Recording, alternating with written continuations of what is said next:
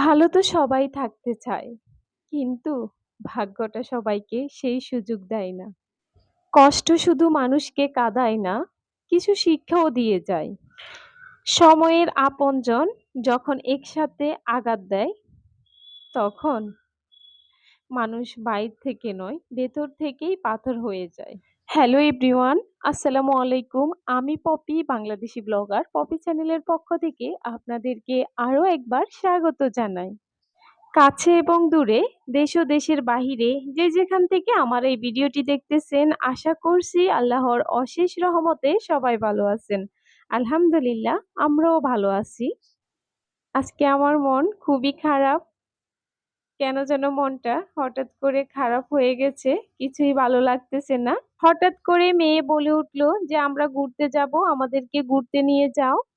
তো আর কি, ছেলে মেয়েকে নিয়ে ওর আব্বু সহ একটা রেস্টুরেন্টে চলে আসলাম। তো এইদিকে ছেলে মেয়ে খেলতেছে।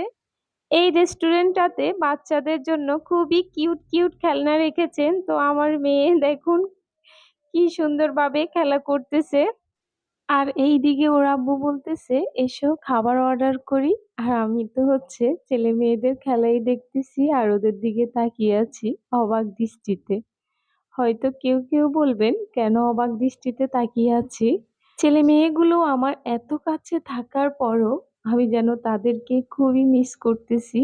আসলে হয়েছে কি, আমি আমার লাইফের কিছু কাজের সিদ্ধান্তহীনতার মধ্যে আছি, হয়তো এজন্যই এমন লাগতেছে। কিছু কিছু সময় কিছু খুশির খবরও আসলে অতটা ভালো লাগে না। তো আমার বেলায়ও ঠিক তেমনই হয়েছে।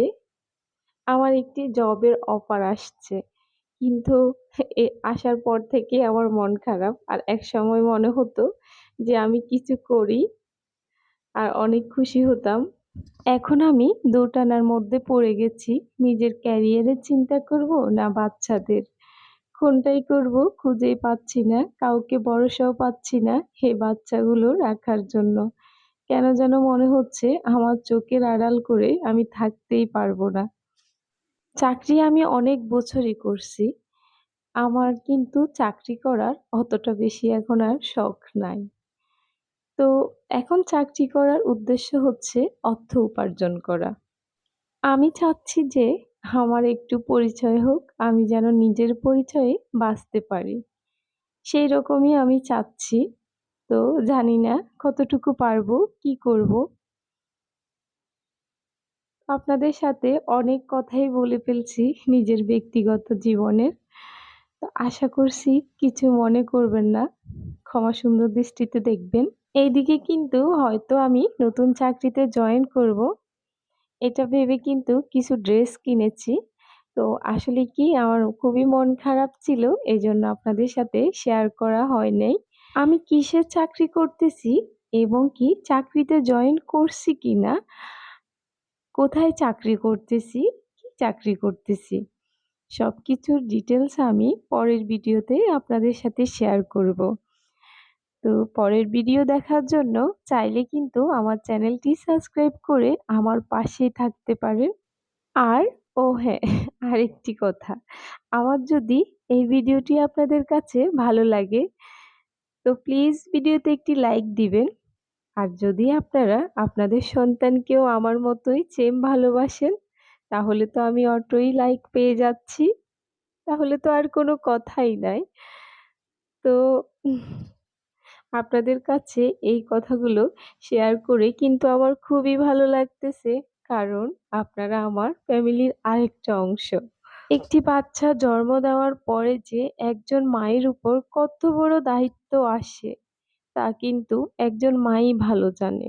কিছু মানুষ বলে আমরা আগেকার দিনে ৫-১০টা বাচ্চা একসাথে পেলেছি, অনেক কাজ করেছি। তো এখন তোমরা একটাই পালতে পারো না। তোমরা একটা পালতেই জীবনটা যেন তোমাদের শেষ হয়ে যাচ্ছে।